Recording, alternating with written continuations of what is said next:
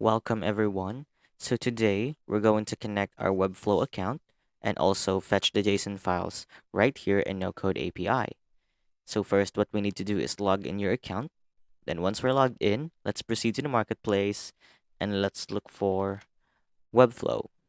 So it's right here. Just click this button and now we can create the Webflow API. So first we will have to provide a name. Let's say Webflow API. Then of course we will have to provide the API access key. So for us to get that one, first we need to go to our dashboard on Webflow.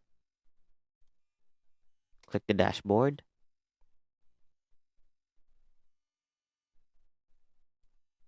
And you will see right here the projects that you have on your account.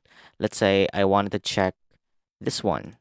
So click this three button icon or ellipsis or what you call whatever that is. Just click this settings button and let's go to okay, let's go to integrations. Just scroll down and you will see right here the API access. So we can create or generate a new API token. Just click this button and it will show us right here the API access key. Now copy this one, go back to your dashboard and paste it right here. So now the project right here will refresh and we can select our project that we have on our account. So we can choose this one and also for the collections as well.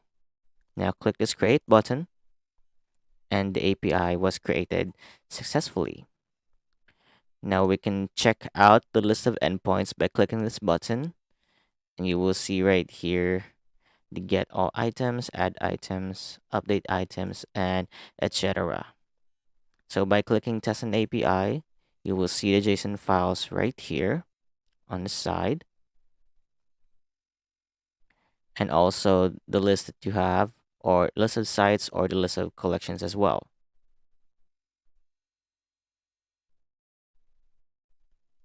So yeah, that's all for today. Thank you so much for watching and have a nice day.